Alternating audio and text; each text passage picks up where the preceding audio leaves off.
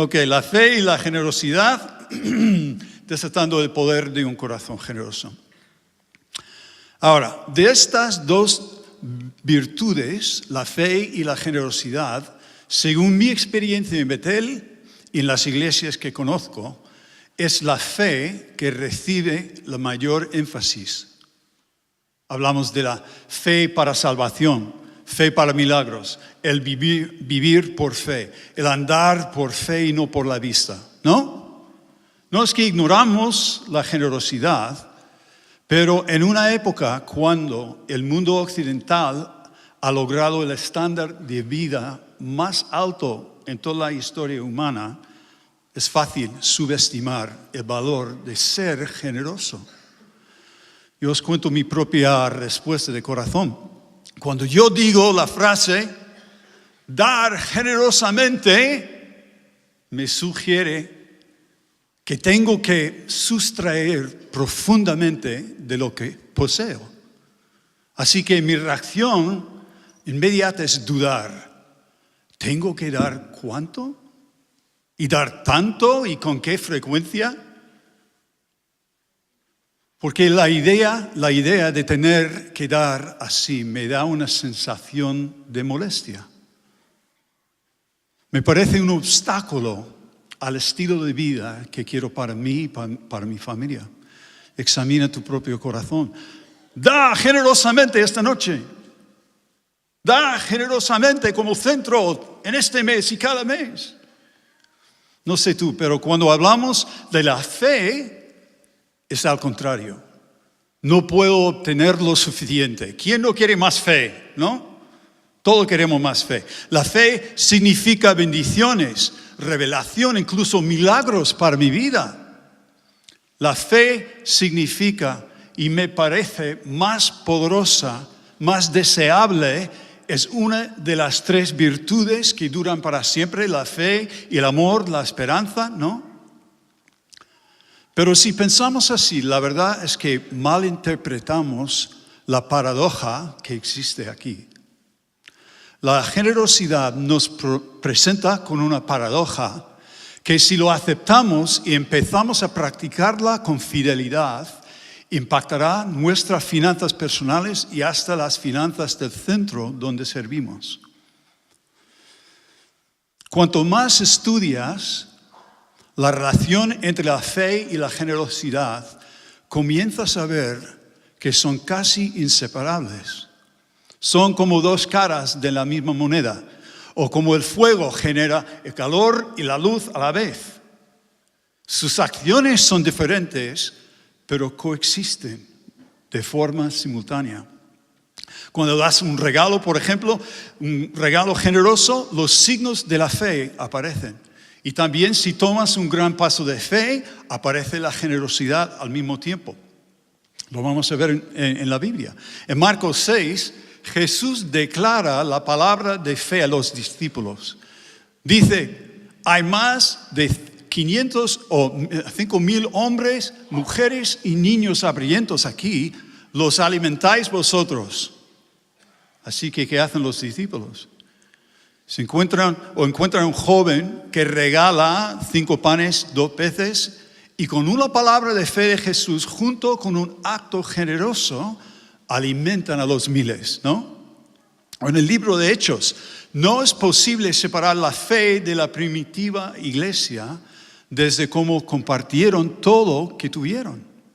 El capítulo 4 dice, ninguno decía ser suyo algo de lo que poseía, mas todas las cosas les eran comunes. Este vínculo se aclara más cuando Jesús se encuentra con el centurión romano, el que tenía el siervo enfermo. Leamos de Lucas 7, comenzando en el versículo 6. Creo que está en la diapositiva también. Entonces Jesús fue con ellos. No estaba lejos de la casa cuando el centurión envió amigos a decirle, Señor, no te preocupes, porque no merezco que vengas bajo mi techo. Por eso ni siquiera me consideré digno de acudir a ti. Pero di la palabra y mi siervo será sanado, porque yo soy hombre bajo autoridad, con soldados debajo de mí. Le digo a este, ve, y él se va. Y ese ven, y él viene. Le digo a mi sirviente, haz esto, y él lo hace.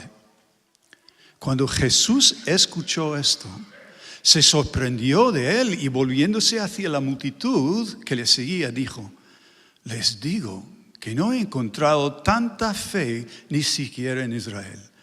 Entonces los hombres que habían sido enviados regresaron a la casa y encontró bien al criado. Ya sabéis que solo 2 veces en los evangelios nos dicen que Jesús fue asombrado por la gran fe de las personas. Ambos eran extranjeros, no eran judíos del pacto. Una fue la mujer sirofenica con su hija endemoniada, y el otro fue el centurión romano. Pero si miras atrás algunos versículos en Lucas 7, hay un detalle que se pierde fácilmente, pero demuestra claramente el enlace inseparable entre la fe y la generosidad. Lee desde el versículo 3. El centurión escuchó hablar de Jesús y le envió a algunos ancianos de los judíos, pidiéndole que viniera y sanara a su sirviente. Cuando vinieron a Jesús, estos judíos le rogaron seriamente, este hombre merece que hagas esto, porque ama nuestra nación y ha construido nuestra sinagoga. Entonces Jesús fue con ellos. ¿Recordabas este versículo 5 en la pantalla?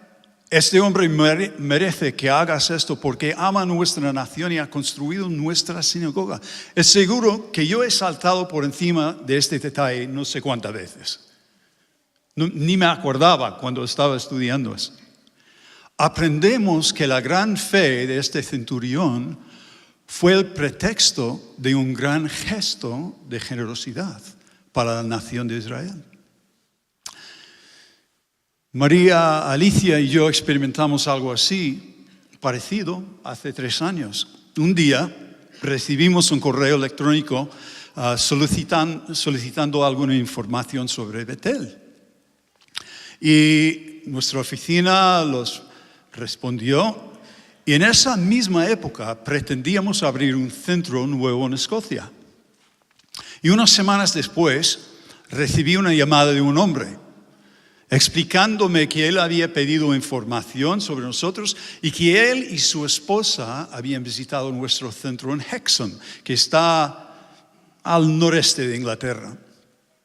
Y comenzó a explicarme que ellos no eran cristianos, eran humanistas, y me dijo, por cierto, no creemos lo que ustedes creen, pero si respetáramos nosotros sus creencias, les gustaría regalarnos dinero.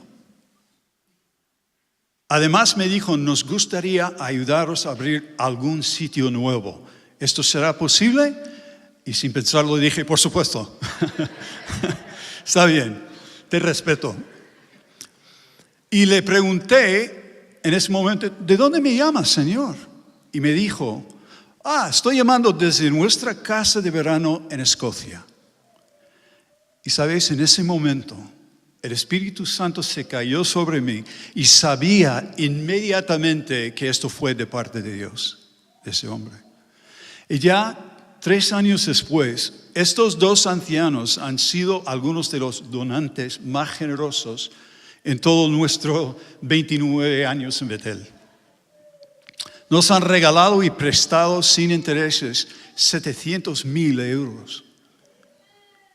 Y todo para abrir en Escocia. Y después de unos años difíciles, de mucha resistencia de parte del gobierno, persecuciones de los vecinos, por fin abrimos el centro en Escocia solo hace 5 semanas. Gracias a Dios. Quiero enseñaros algunas fotos. Esta es la casa. Tiene 500 años, era un molino de agua. Puedes avanzarla. Tiene un río que va juntamente con al lado de la casa. Eso es en verano. La próxima también. Y sabes, ahora ya tienen 10 hombres y tienen espacio para 26 chicos ahí. Ahí está el equipo pequeño que está ahí. Vale. En la época de Jesús, piénsalo, este oficial militar pagano también fue un hombre de gran fe. Era un centurión, quiere decir un soldado profesional de nivel medio, encargado de unos centenares de hombres. No fue político, ni aristócrata rico. Pregúntate, ¿qué hace un centurión romano edificando una sinagoga para los judíos?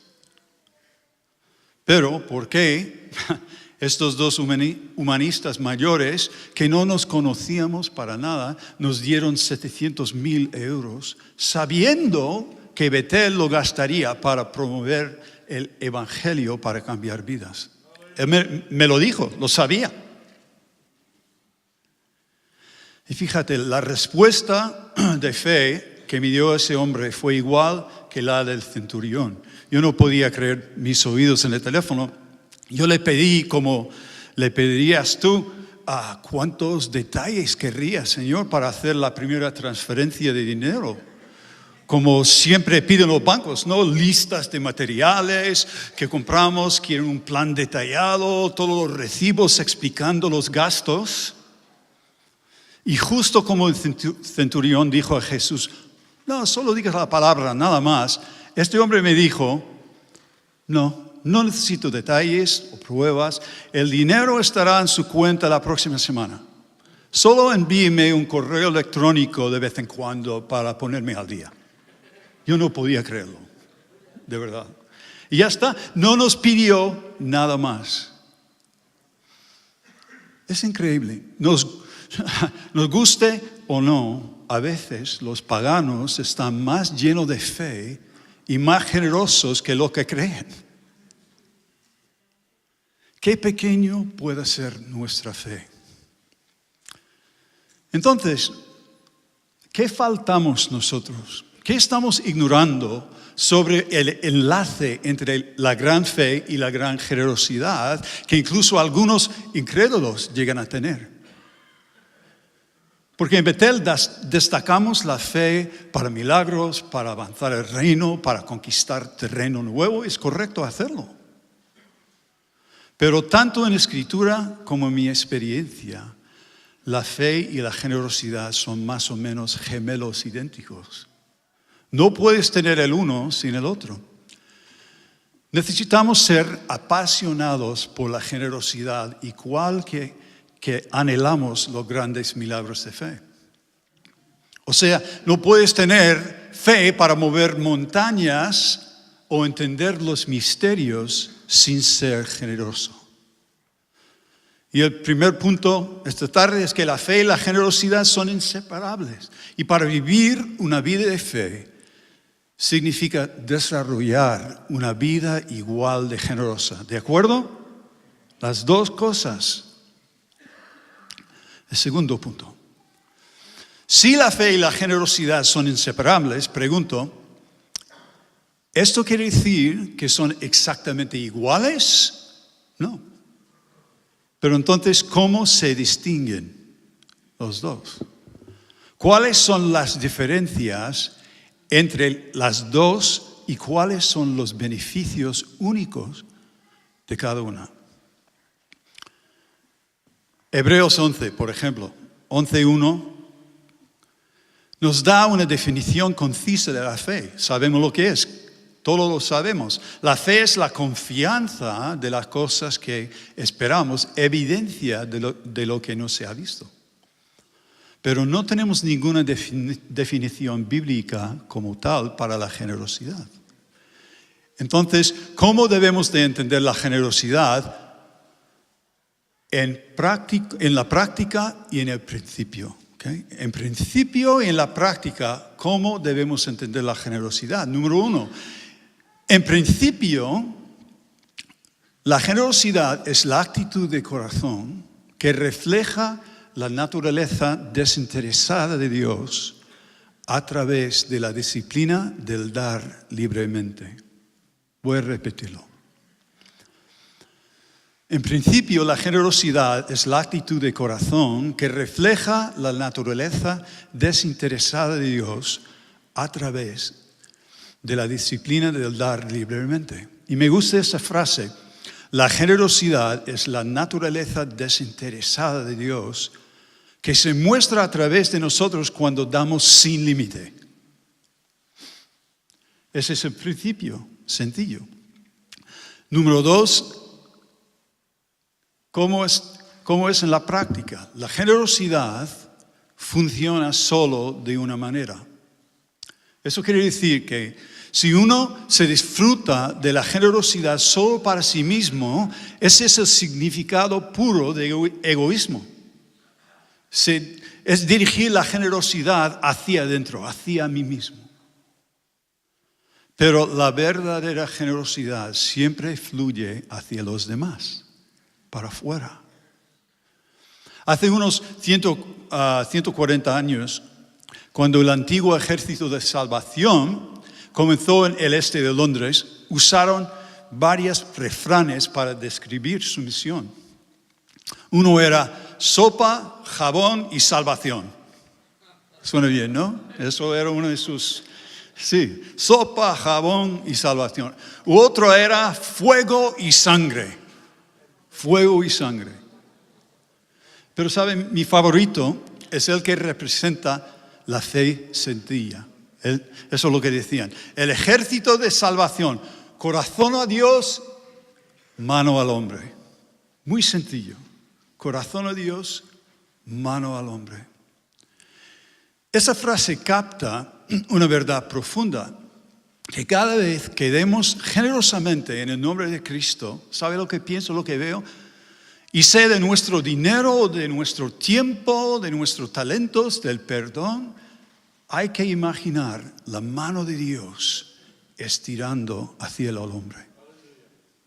Y en ese momento, el toque invisible de su naturaleza desinteresada se manifiesta a otros a través de tú y yo.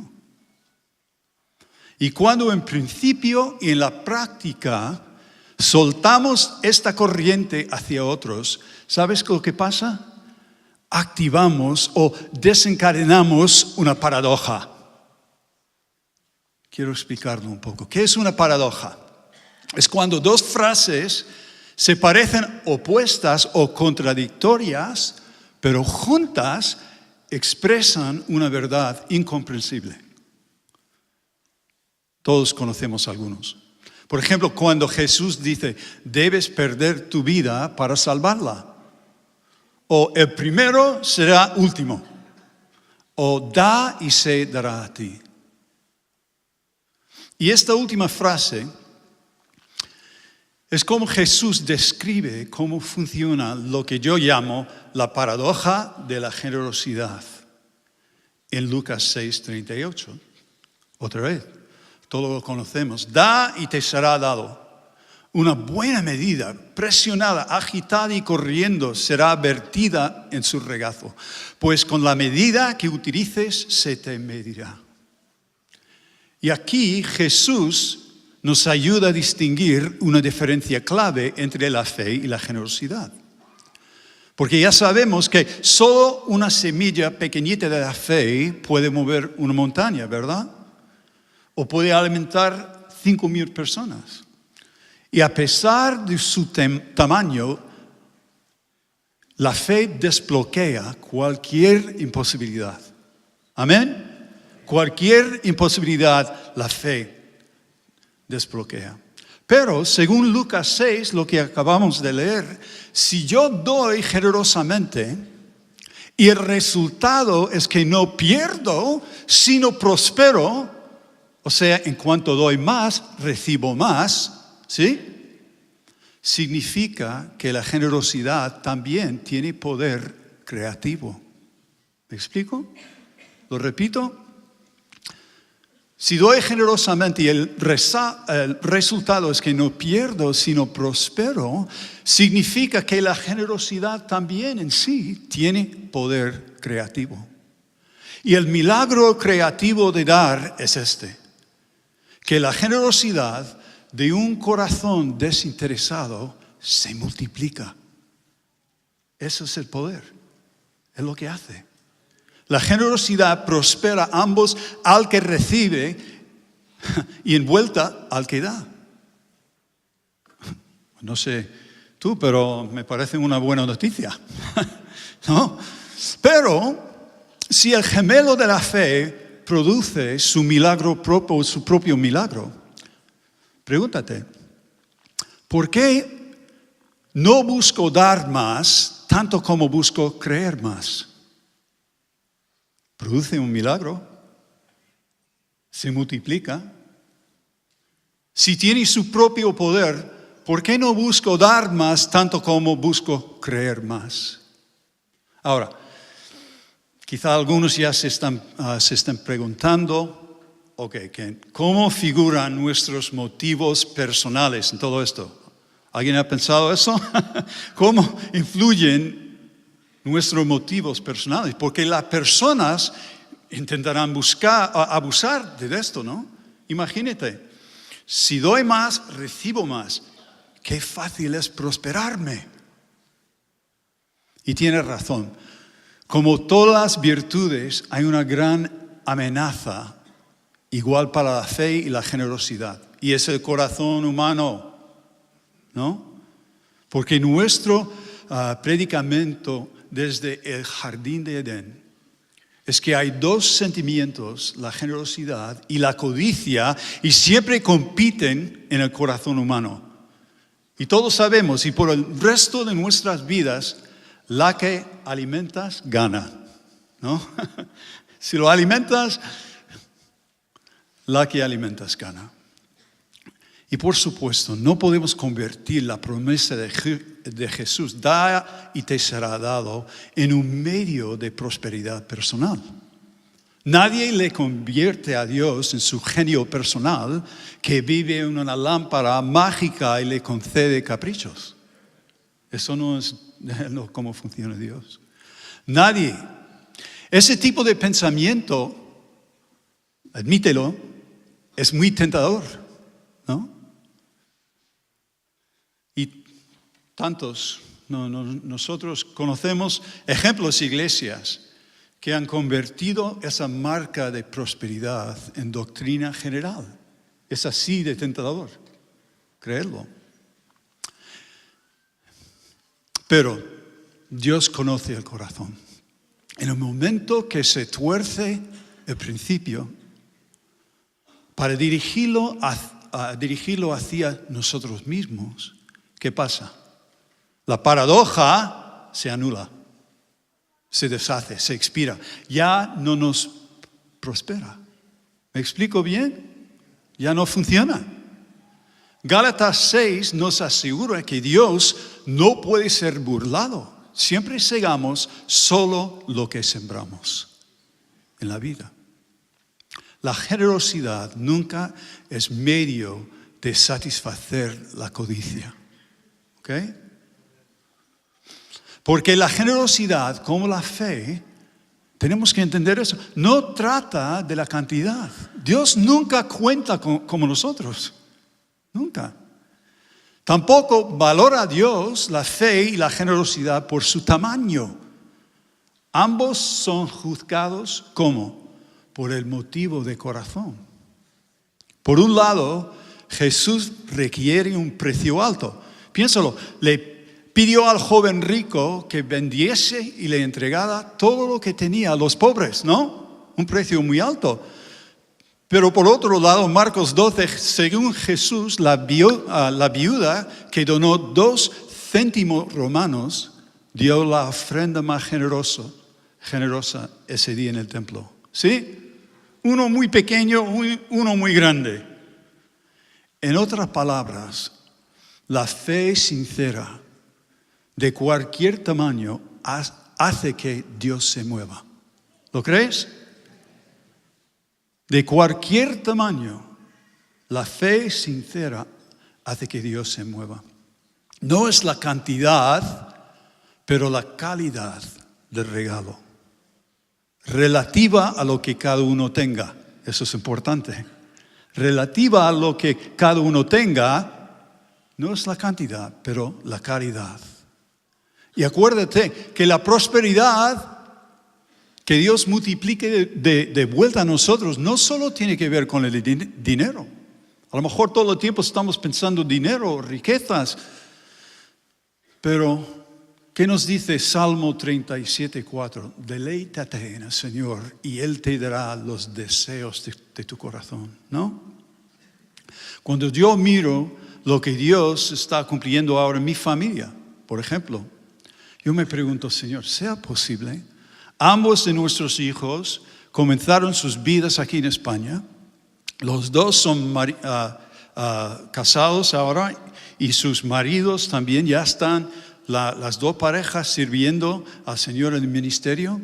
Ian y Celina saldrán de Praga este verano para ser pastores en la misma iglesia en Estados Unidos que nos mandó a nosotros como familia de misionero hace 29 años. Primero mi padre, luego yo, y ahora nuestro hijo servirá en la misma iglesia. 3 generaciones. Y sabes, nunca lo hubiéramos imaginado cuando llegamos aquí hace 29 años. En los últimos 9 meses tenemos 2 nietas. Aquí están. Ahí están las 2. Gracias, Señor. Se llaman Epifanía a la izquierda y Mercy, que es misericordia en inglés, a la derecha. Gracias, Jason. Y me paro para reflejar en todos los años que hemos servido en Betel, criando a nuestros hijos que ya son mayores, y me doy cuenta que Dios nos ha multiplicado mucho más de vuelta a nosotros de lo que hemos dado a Él. Amén. ¿Has experimentado eso en tu vida? Soy más que próspero. Eso no tiene tanto que ver con dinero. Soy un hombre riquísimo, ¿no? Por lo que Dios ha hecho. El primer punto esta tarde era que la fe y la generosidad son inseparables. No alcanzaremos tener una fe más efectiva si no aprendemos a dar de forma más generosa. Voy a pediros otra vez, ¿lo creéis? ¿Sí? Y también, el segundo punto era que la generosidad es distinta a la fe. Porque en el corazón de buen motivo, la generosidad tiene su propio poder, un poder divino para multiplicarse. Y es la paradoja, da y te será dado. ¿Vale? Bien. Y por último, y quizás el más importante, quiero daros el punto 3. Y mi pregunta ahora para vosotros es, ¿cómo ponemos en práctica el espíritu de la generosidad? Siempre hay un espíritu, una actitud de corazón en que expresamos las virtudes bíblicas, ¿no? Y hay 3 preguntas aquí, creo. La próxima, por favor. ¿En qué espíritu ponemos en práctica la fe, la oración, la generosidad? Por ejemplo, sabemos todos que no es suficiente solo tener fe, pero ¿en qué espíritu debemos de aplicarla? ¿Qué nos dice Pablo? Pablo no presenta la fe en agresivo, incluso en términos militares, ¿no? Todos luchamos la buena lucha de la fe y nos armamos para guerra con la espada de la palabra y el escudo de la fe, ¿no? O tampoco es suficiente orar, pero tenemos que preguntarnos, ¿en qué espíritu debemos de orar? Pablo dice sin cesar, pero Jesús lo pone aún más fuerte en Lucas 11. Y voy a leerlo. Es donde los discípulos le piden a Jesús, Señor, enséñanos cómo orar. Y es cuando Jesús nos da el Padre Nuestro, el modelo de oración más famoso. A sus discípulos les da más o menos viñetas, ¿no? Les da viñetas, la mecánica diaria de cómo orar. orar en contra de la tentación, orar por el perdón, orar en contra de la maldad y por el pan diario. Pero la oración más recitada en todo el cristianismo no termina allí. Si terminas allí, no tienes todo el cuadro. Y si seguimos leyendo ese pasaje, recitamos las viñetas, pero perdemos lo que es el espíritu de la oración. Podemos perderlo, porque después de decirles qué orar, ¿qué hace Jesús? Les dice cómo orar. ¿Os acordáis del ejemplo que él da? Es como él si dijera, os he dado un patrón, pero hay que captar el espíritu de la oración eficaz. Y después de darlos el modelo, leemos como Jesús continúa en, creo que es la próxima, por favor. Supongamos, no, eso no es, ¿no? Ahí está, gracias. Jesús está hablando. Supongamos que tienes un amigo y vas a él a la medianoche y dices, amigo, préstame 3 panes. Un amigo mío en un viaje ha venido a mí y no tengo comida para ofrecerle. Y supongamos que el que está dentro le responde, no me moleste, la puerta ya está cerrada, mis hijos y yo estamos en la cama, no puedo levantarme y darte nada. Te lo digo, aunque no se levantará y te dará el pan por amistad, pero por tu descarada audacia. Buenas palabras, ¿no? Por tu descarada audacia, seguramente se levantará y te dará tanto como necesitas. Así que te digo, pide y se te dará. Busca y encontrarás. Llama y la puerta se te abrirá. ¿Lo ves? La oración no es algo que uno recita como una lista de compras, ¿no? O como un rito religioso. No, ¿qué dice Jesús? Si estamos orando, tenemos que imaginarnos como un hombre desesperado. De repente, unos visitas han llegado a la medianoche y no tienes para alimentarlos. Y sabes, aunque tu vecino, tu amigo no quiera despertarse de la cama, a ti no te importa nada. La oración, ¿qué dice Jesús? Requiere que llames a gritos, que te impongas, te insistas, que despiertes hasta sus hijos, que hagas lo que sea, pase lo que pase, hasta tu amigo responda. Eso no es qué orar, eso es cómo orar. Amén. En tantas palabras, Jesús dice aquí que los amigos de Dios y mucho más sus hijos e hijas no tomen no por una respuesta. ¿Sí? Es muy fuerte. Ese es el espíritu infatigable de los que oran. Ahora, luchamos por fe, oramos con descarada audacia, pero para volver al tema, ¿en qué espíritu, actitud, entonces, debemos de ser generosos? Tiene su propia actitud. ¿En qué actitud? Por ejemplo, pensemos en el principio bíblico del diezmo, y puede ser el diezmo de nuestros propios ingresos o los del centro que se dan al fondo. ¿Qué actitud cumple con el espíritu correcto? ¿Es simplemente el hecho de dar un regalo, como alguien recita el Padre Nuestro de una manera religiosa? No, por supuesto que no. Así que el espíritu de generosidad es mejor ilustrado en una práctica del Antiguo Testamento, ¿vale? ¿Dónde vamos a encontrar ese espíritu? Lo vamos a buscar en el Antiguo Testamento. Desde el libro de Génesis, pregúntate, ¿cómo midió Jehová un corazón de ambas fe y generosidad auténticas? ¿Cómo lo medía en el Antiguo Testamento? Lo hizo a través de una forma específica de sacrificio. Desde la historia de Caín en adelante, Dios exigió de cada israelita que les pidió las primicias. o los primeros frutos de todos sus bienes. ¿Te acuerdas? Proverbios 3:9 dice, honra a Jehová con tus bienes y con las primicias de todos tus frutos. ¿Qué significaba eso?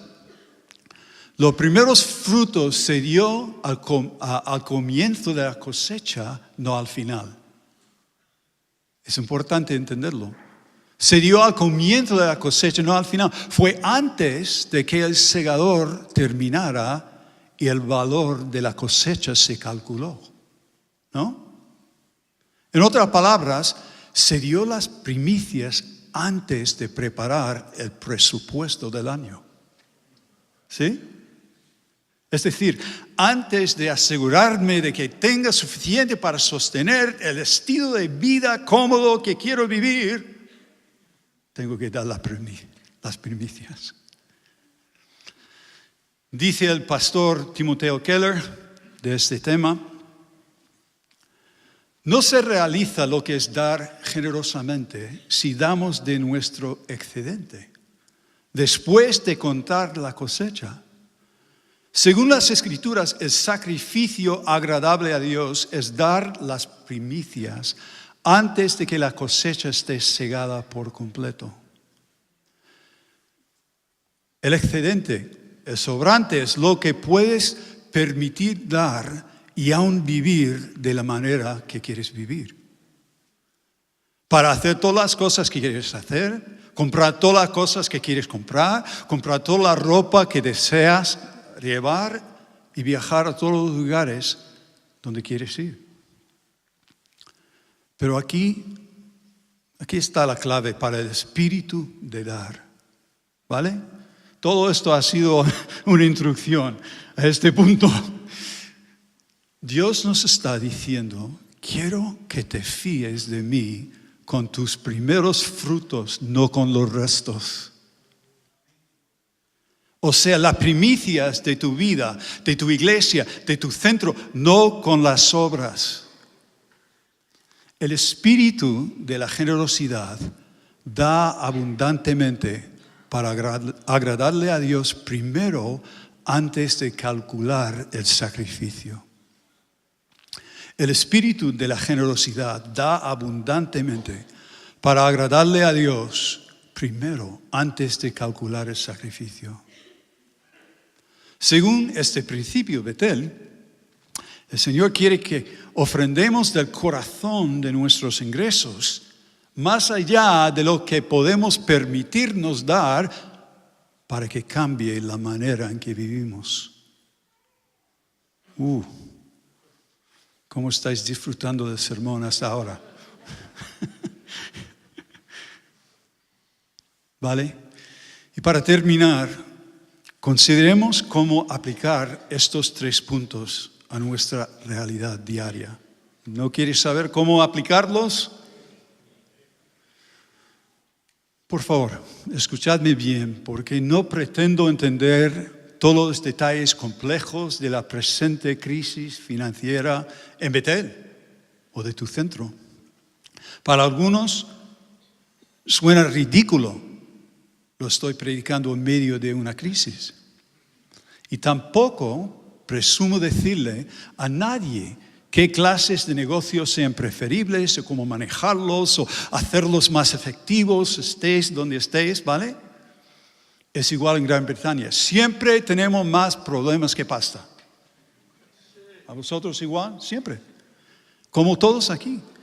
Y supongo que algunos estarán pensando, pues es que no podemos dar. Nuestra situación económica no nos permite. Y de verdad, lo entiendo, necesitamos recibir gracia. Siempre habrá temporadas en que no podemos dar al máximo que deberíamos. La vida es así, el ministerio es así. Y por favor, no me escuchéis poniendo una regla rígida, ¿vale? Pero cuando el dinero es escaso, también conozco la tentación. Tememos. ¿Sí? Tememos. Me doy cuenta que las tiendas y los negocios están ganando menos y pienso, pues dejemos a otros sacrificar por ahora hasta que tengamos más nosotros para dar. ¿Sí? Pero la verdad, cuando pienso así no tengo paz.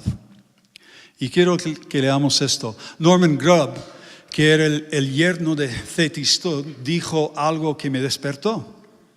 Dijo, hemos aprendido en todos los años de la WEC que solo tenemos un gran enemigo de la fe. Está dentro de nosotros. No en nuestras circunstancias, es el miedo a lo visible. Wow, eso me ha tocado, me ha hecho pensar mucho. Esta verdad me ha ayudado de dos maneras. Primero, me permite ver que el miedo es un mentiroso, ¿no? Me exagera lo visible y me ciega a lo invisible. Porque me dice que cuando nuestra obra no esté prosperando, ¿qué te dice el miedo a ti? A mí me dice la culpa es mía. Porque no estamos trabajando tan duro como deberíamos. Y la carga para producir más cae sobre mí, ¿no? Pero hay un buen versículo en Deuteronomio 8. Los israelitas están por fin a punto de entrar en Canaán y Moisés les dice, léelo conmigo, guárdate de no olvidar al Señor al entrar en la tierra prometida. Que tu corazón no se enorgullezca y te olvides del Señor tu Dios. No sea que digas en tu corazón, mi poder y la fuerza de mi mano me ha producido esta riqueza. Al contrario, acuérdate del Señor tu Dios. Él es el que da poder para hacer riquezas, a fin de confirmar su pacto. En lo práctico, esto significa que si me prometo que cuando nuestros negocios estén ganando mejor, pues entonces comenzaré a dar. Estoy pensando mal. ¿Cuántos años llevaré diciendo eso, no? Algún día daremos, ya verás, Señor. Para mí, eso es poner los principios de atrás hacia adelante. Es como si confiara primero en mí mismo, que yo me hago la fuente de la prosperidad de Betel. Pero es al revés, ¿no? Y mira, como dice la Biblia de los pobres, todos sabemos, las facturas siempre tendréis con vosotros, ¿no? Siempre. Parece que siempre se multipliquen mucho más rápido que el dinero. Pero sé que todos aquí como yo, quiero obedecer en cada área de mi vida, poniendo las prioridades espirituales primero en todo, ¿no? ¿No es nuestro deseo? Por supuesto. Tú y yo participamos en el proceso de hacer riquezas, claro, lo hacemos todos los días, pero es imprescindible reconocer que el poder para hacerlas no procede de tú y yo. El miedo quiere engañarnos, el poder procede de Él. Amén. Es bueno reconocerlo. La segunda mentira del miedo es parecida a la primera. El miedo siempre me dice que en los tiempos difíciles no tengo remedio. Que para protegernos estoy 100% justificado reducir nuestra taza medidora. Pero Jesús nos aconseja lo contrario, ¿no? Con la copa que utilizas para medir a los demás, ¿qué? Se medirá de nuevo a ti. Ahora, ¿qué copa eliges? ¿Qué copa eliges? El camino a la prosperidad no comienza por reducir nuestra taza medidora, sino por aumentarla. ¿Sí o no? Cada día tengo que decidir no obedecer al gran enemigo, no vivir por el miedo a lo visible. Sabemos, Betel prosperará y solo continuará prosperando por honrar el principio espiritual primero. Sobre todos los problemas, otras prioridades, ¿vale? Y quiero poneros un reto. Si te resulta difícil dar como individuo, como centro, toma un paso práctico. Empieza a dar 250, 300 euros al fondo cada mes. Confía en que Dios es Dios que te da el poder para crear riqueza. Amén. Y yo confío que si obedecemos paso a paso, estaremos dando 500 euros, con el tiempo 1.000 euros y posiblemente 5.000, relativa a lo que cada uno tenga para dar. ¿No? Este es el principio. Pero ¿cómo? ¿Cómo está funcionando? ¿Cómo funcionará esto? Es porque pondrás en marcha, no tu esfuerzo, pondrás en marcha la paradoja de la generosidad. Recuerda, Betel no solo es Madrid, no solo es Neumünster, o Delhi, o Birmingham, o Ulaanbaatar, o mi centro, mi nación, mi región. Betel es todos nosotros. Todos contribuyen, todos prosperan. Amén. Somos uno. La verdad, voy terminando. ¿No tenéis fe? Que seáis generosos, vale. Para terminar, necesito dejaros un versículo más, una creencia crítica que me ha impactado proféticamente acerca de este tema, ¿vale? ¿Estáis conmigo? Espero. Es importante saber que la prosperidad no es un evento, ¿no?, de una sola vez. ¿Qué es la prosperidad? Es un proceso creciente del bienestar espiritual tanto como material. Y este proceso, por supuesto, es asociado con el dinero y posesiones, pero es mucho más amplia. Mucho más amplia. Por ejemplo, si yo invierto dinero en las necesidades de betelitos en otras naciones, ¿por qué lo hago? ¿Siempre voy a sacar dinero de vuelta? Si doy mucho dinero, Dios me devolverá más dinero. No. La decisión de cómo y de lo que segamos pertenece a Dios, no a nosotros, ¿no? El regalo de una sinagoga puede resultar en la sanidad de tu siervo. Así que la promesa paradójica de Jesús, da y te será dado. Eso es un punto importante para mí.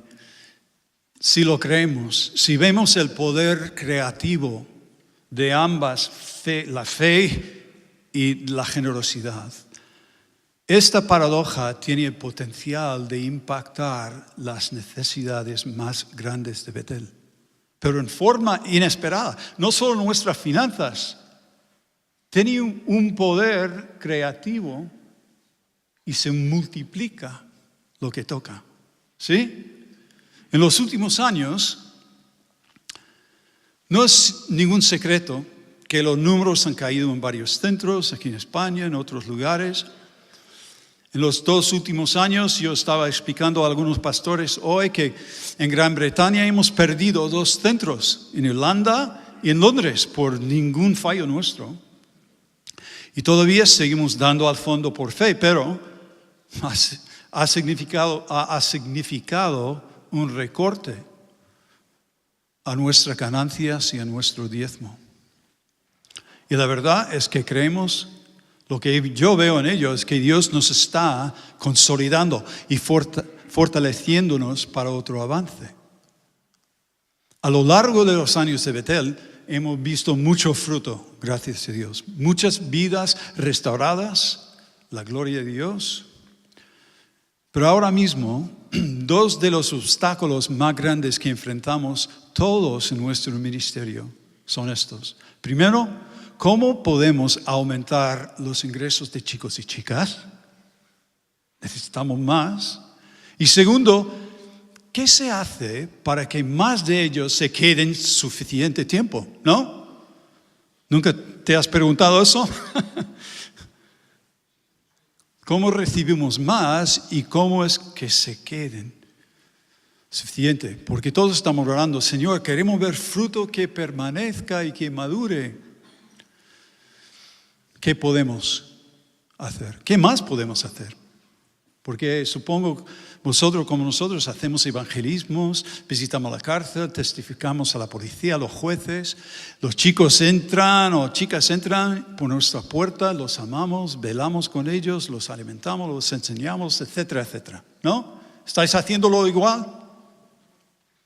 Es igual para todos. Pero vamos a leer la Escritura. Lo que me sorprendía era como el Señor me desafiara por un pasaje que menos esperaba. De Malaquías 3, uno de los versículos más explícitos del Antiguo Testamento. ¿Sobre qué? ¿Quién lo sabe? Sobre el diezmo. No pude creerlo, pero el Señor me habló de ello. Leemos desde el versículo 10. Traed todos los diezmos al alfolí y haya alimento en mi casa. Y probadme ahora en esto, dice Jehová de los ejércitos. Si no, os abriré las ventanas de los cielos y derramaré sobre vosotros bendición hasta que sobreabunde. Reprenderé también por vosotros el devorador y no os destruirá el fruto de la tierra. Ni nuestra vid en el campo será estéril, dice Jehová de los ejércitos. Al leerlo, el Espíritu Santo me avivió la fe enseguida por esa frase. Lo estaba leyendo y como si, lo encendió. Probadme ahora en esto. ¿Probadme en qué? Dice, traed todos los diezmos al alfolí para ver si no os abro las ventanas de los cielos, la bendición hasta la sobreabunde. Pero no lo perdáis. ¿Cómo, en versículo 11, devolverá Dios la bendición de nuestra generosidad? ¿Cómo nos lo va a devolver? El versículo 11 declara que Dios de las bendiciones declara que Dios de las bendiciones primarias de traer nuestras ofrendas. ¿Qué son las bendiciones de traer nuestras ofrendas? Que Él reprenderá el devorador de los cultivos jóvenes, protegiéndolos de los pestes, y nuestra vid no será estéril. Algunas traducciones dicen, nuestra vid no abortará o no se perderá su fruto sin madurar. ¿Veis el significado? Esto quiere decir que las vides mantendrán su fruto hasta la madurez. Y mire, el punto es obvio. El fruto más dulce de nuestros 35 años de ministerio en Betel, ¿cuál es? ¿El dinero, los negocios, vehículos, propiedades? No. Son las vidas quebrantadas que ya están transformadas y sanadas. Ese es el mejor fruto que hemos visto. ¡Wow! ¿Cuántos ministerios anhelan ver esto? Como Dios nos ha bendecido. Y la clave aquí para prosperar, para librar más vidas del agarre del enemigo y que permanezcan y maduren en la vid, no es esforzarnos, trabajar más. Y luego, tan pronto como tenemos más dinero, daremos, Señor. La clave del pasaje es dejar de robarle a Dios ahora, ¿no? Es como dice Elías, le he escuchado decir eso muchas veces, hay que mantener la cosa principal, o sea, la cosa más importante, la cosa más importante, hay que poner en orden, ¿no? Priorizar la generosidad con sabiduría sobre nuestro miedo a lo invisible. Aquí en Malaquías 3 vemos la misma paradoja obrando, que la generosidad desde un buen corazón siempre se multiplica. Es igual. De hecho, la realidad para mí no es que no puedo dar, sino que no puedo permitirme no dar. ¿Sabes? Cuando Luis Mackenzie abrió su piso a Raúl Castro hace 34 años, y eso entre muchos otros hechos de fe y generosidad en aquel entonces, ese hecho en específico desencadenó la paradoja de la multiplicación divina. Y desde entonces, cientos de miles han sido impactados y transformados por el poder del Evangelio. Creo increíble, ¿no?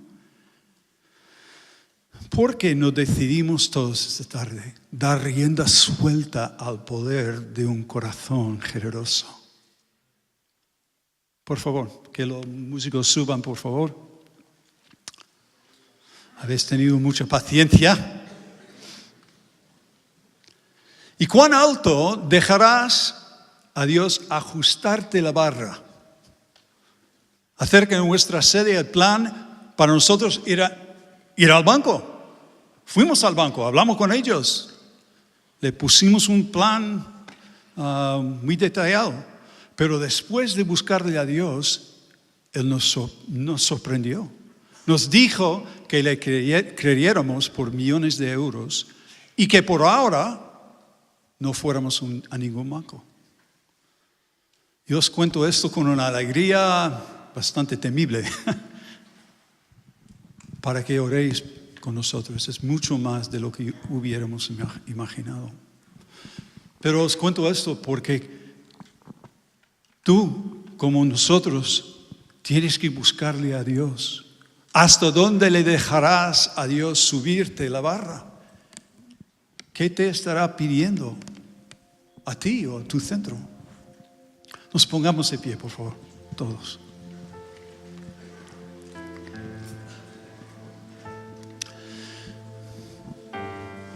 Mis últimos pensamientos. Sabes que de corazón no predico este mensaje hoy para condenar a nadie. Para que salgamos de aquí mañana paralizados por el miedo a lo visible, con miedo a más deudas y facturas si comenzamos a dar de nuestras primicias cada mes. Este no es mi corazón. Pero sí lo predico para provocar a la conciencia de cada uno aquí, incluso la mía. Porque nos faltan más bendiciones que puedan ser nuestras. Lo predico no para reprendernos, sino para que volemos juntos hacia una altitud más alta. En tus circunstancias, en la falta de dinero, o de hombres y mujeres nuevos, o en la falta de fruto maduro en la vid, yo sé que hemos probado de todo para resolverlas. Pero a mí, Dios me ha desafiado que primero pongamos en Gran Bretaña en orden nuestras prioridades espirituales. No es cuestión de esforzarme más, sino probarle a Él en medio de nuestro esfuerzo diario normal. ¿Lo repito? No es cuestión de esforzarme más, sino probarle a Él en medio de nuestro esfuerzo diario normal. Probadme en esto, dice el Señor, para ver si no os abro las ventanas de los cielos, la bendición hasta la sobreabunde. Comencemos a dar generosamente, paso a paso, antes de calcular el sacrificio. Y como vamos tomando riesgos de fe, hermanos y hermanas, guiado por la voz íntima del Espíritu Santo, yo estoy convencido por lo que Dios me ha hablado a mí, que pondremos en marcha la paradoja de la generosidad, pero a una velocidad más alta. Lo estamos recibiendo, lo estamos experimentando. ¿No queremos ir a una velocidad más alta? Por supuesto. Sé que esto es lo que Dios me ha hablado a mí. Dar de vuestras primicias, no de vuestras obras. Y yo te protegeré la vid y su fruto tierno de vidas. Es lo que yo he recibido de estos versículos. Os animo a oír y creer en esta tarde para traer más bendición. Más bendición a la porción tuya de la viña de Betel. Oremos. Sí, Señor. Oremos, Señor. Padre, ora aquel que es capaz de hacer sobre todo abundantemente lo que pedimos o pensamos. de acuerdo con el poder que trabaja en nosotros.